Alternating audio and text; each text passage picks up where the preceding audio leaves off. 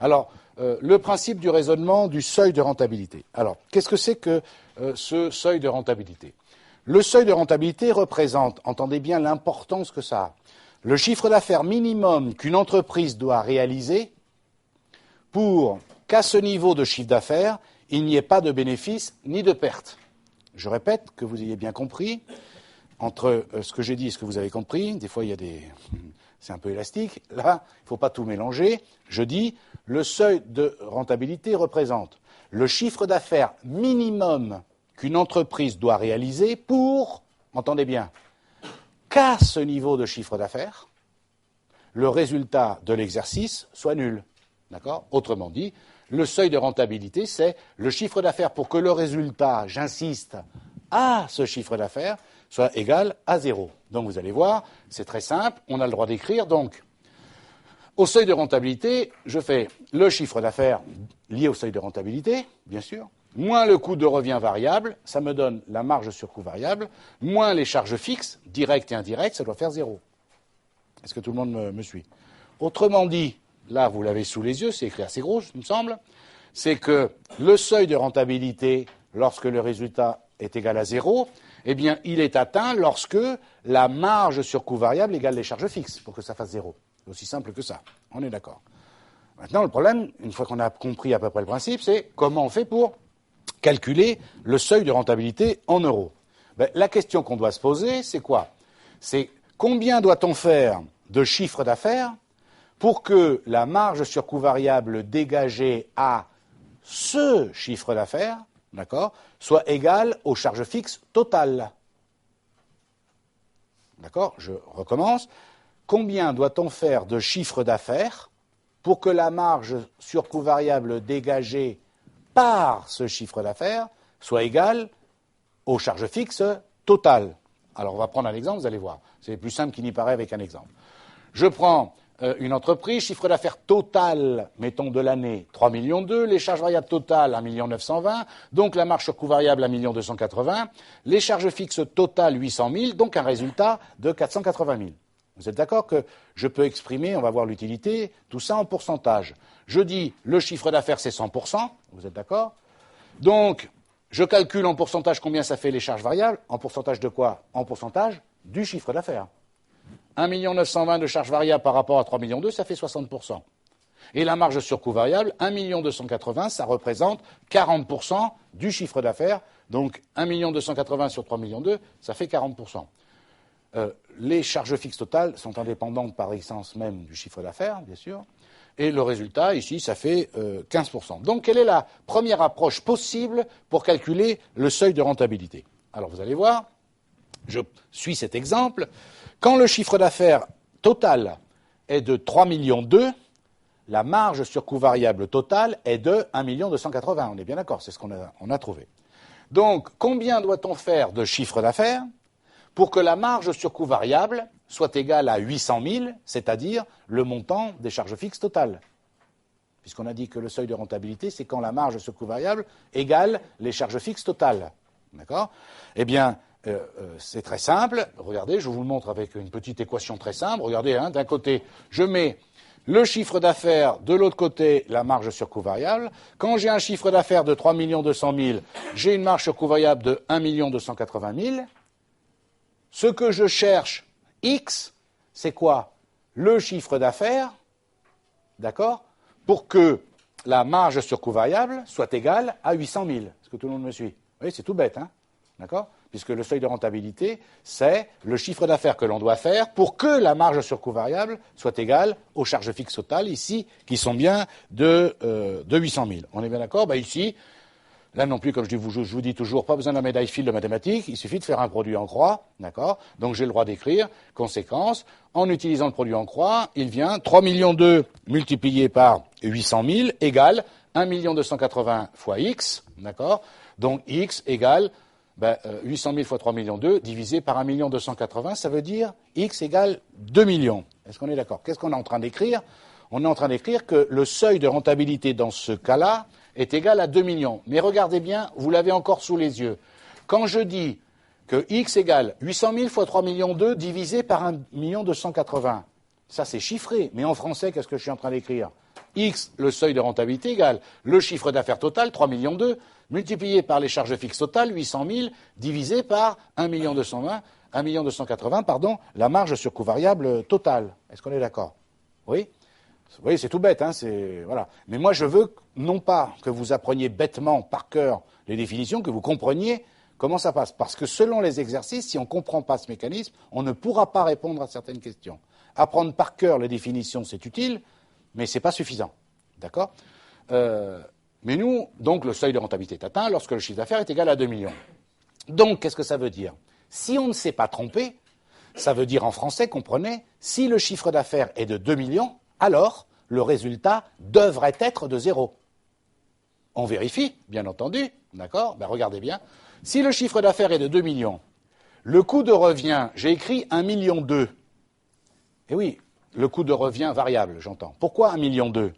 Parce qu'on a dit tout à l'heure que quand on a pris le chiffre d'affaires de toute l'année, on a pris le chiffre d'affaires, puis après, on a dit les charges variables totales, 1,920 million pour 3,2 millions, ce qui fait 60%. Qu'est-ce qu'on a dit sur la définition du change variable? Elle était proportionnelle à l'activité. Donc, logiquement, puisque c'est une charge variable, quand le chiffre d'affaires est de 3,2 millions, il y a 60% de charge variable.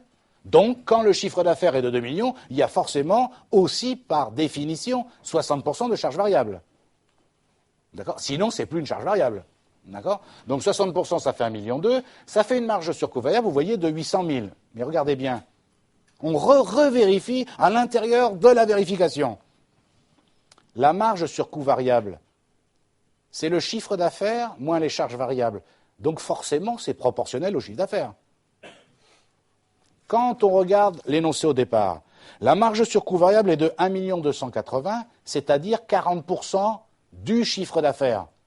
Quand il y a 3,2 millions de chiffre d'affaires, 40% de ces 3,2 millions, c'est la marge sur coût variable. Le chiffre d'affaires est variable par définition. Les charges variables sont variables par définition, donc la marge sur coût variable est forcément variable en fonction du chiffre d'affaires. Donc ça veut dire que lorsqu'il y a un chiffre d'affaires de 2 millions, eh bien 2 millions fois 40%, ça fait bien 800 000. Vous voyez, je retrouve encore une fois. Eh bien, comme par hasard, bien sûr, vous voyez, la marge sur coût variable, 800 000, je retire les charges fixes, 800 000, et vous voyez que le résultat est bien égal à 0. Qu'est-ce que ça veut dire en français, ça? Regardez l'importance que ça a. Ça veut dire que quand le chiffre d'affaires atteint 2 millions, ça veut dire que vous avez couvert toutes vos charges fixes. Entendez bien, toutes vos charges fixes. Ça, c'est ce que j'ai dit. Ce que je n'ai pas dit. Je n'ai pas dit j'ai couvert les charges fixes pour un chiffre d'affaires de 2 millions. Si je faisais ça, ça voudrait dire que ça serait proportionnel. Je vois que vous n'avez pas compris. 800 000, c'est les charges fixes de toute l'année. C'est-à-dire liées à un chiffre d'affaires de 3 millions au total. Vous êtes d'accord? Donc, quand j'ai atteint 2 millions, ça veut dire, dans cette entreprise-là, lorsque j'arrive à 2 millions de chiffre d'affaires, ça me permet de couvrir deux choses. Un, toutes les charges fixes, par exemple, tout le loyer jusqu'à la fin de l'année est absorbé, vous me suivez? Et, bien sûr, les charges variables, mais attention, les charges variables pour un chiffre d'affaires de 2 millions en revanche, puisque les charges variables sont proportionnelles à l'activité. Donc, quand j'atteins le seuil de rentabilité de 2 millions, j'ai couvert toutes les charges fixes de toute l'année et j'ai couvert les charges variables, mais jusqu'à 2 millions. Est-ce qu'on est d'accord sur le principe? Donc, qu'est-ce que ça veut dire? Ça veut dire que tout chiffre d'affaires qui sera supérieur à 2 millions engendrera des bénéfices. Oui, puisqu'à 2 millions, le chiffre d'affaires est égal à 0. Le résultat, est égal à 0. Et j'ai couvert toutes les charges fixes. Donc ça veut dire que quand je fais du chiffre d'affaires au-dessus de 2 millions, je n'ai pas besoin de couvrir les charges fixes, elles sont déjà toutes couvertes. Entendez bien, à nouveau, excusez-moi, je suis désolé, je sais que ça ne vous plaît pas, mais c'est comme ça. Entre ce que j'ai dit et ce que vous avez entendu et compris, j'ai dit, au-dessus de 2 millions, le chiffre d'affaires supplémentaire engendrera des bénéfices. Ça, c'est ce que j'ai dit. Ce que je n'ai pas dit. Je n'ai pas dit, le chiffre d'affaires supérieur à 2 millions, c'est du bénéfice. Ah non, je n'ai pas dit ça. J'ai dit engendrera du bénéfice. J'ai pas dit c'est du bénéfice. Et instinctivement, pourquoi tout chiffre d'affaires supérieur à 2 millions, c'est pas du bénéfice? Et oui, parce que c'est très bien. Parce que les charges variables étant proportionnelles au chiffre d'affaires, à 2 millions, j'ai couvert les charges variables jusqu'à 2 millions. Mais si je fais 2,5 millions, par exemple, donc 500 000 euros de chiffre d'affaires de plus que 2 millions, le problème, c'est qu'il faut couvrir les charges variables supplémentaires. Par contre, il n'y a pas à rajouter de charges fixes, puisqu'elles sont déjà absorbées à 2 millions. Donc tout chiffre d'affaires supérieur au seuil de rentabilité engendrera du bénéfice. Mais le chiffre d'affaires supérieur ne sera pas le bénéfice, bien entendu. On est d'accord? Ça, c'est la première approche. Une deuxième approche qui est très utile dans la réalité, et pour faire les graphiques, etc., parce que là, en revanche, on peut vous demander certains graphiques, ça peut arriver. Alors, qu'est-ce qu'on sait? On sait par définition que les charges variables varient proportionnellement à l'activité, donc au chiffre d'affaires. Que par conséquent, la marge sur coût variable varie également proportionnellement au chiffre d'affaires, et on sait qu'au seuil de rentabilité, la marge sur coût variable égale les charges fixes totales. Conséquence, écoutez bien, toute chose par ailleurs étant égale, attention, toute chose par ailleurs étant égale, le pourcentage de marge sur coût variable sera toujours le même, quel que soit le chiffre d'affaires. C'est ce qu'on a démontré. Quand le chiffre d'affaires est de 3 millions, le pourcentage de marge sur coût variable est de 40%. Quand le chiffre d'affaires est de 2 millions, le pourcentage de marge sur coût variable est bien aussi de 40%. Je parle bien du pourcentage. D'accord? Donc, le pourcentage de M sur CV pour le share total égale le pourcentage de M sur CV au seuil de rentabilité. Vous êtes d'accord? Bien, regardez. Si je pose X égale le seuil de rentabilité, est-ce que vous êtes d'accord pour dire que j'ai le droit d'écrire, regardez bien, le pourcentage de marge sur coût variable fois X. Là, ça doit s'arrêter là, la collade en dessous. Le pourcentage de marge sur coût variable fois X, d'accord? Ça me donne quoi? La marge sur coût variable au seuil de rentabilité. X est le seuil de rentabilité.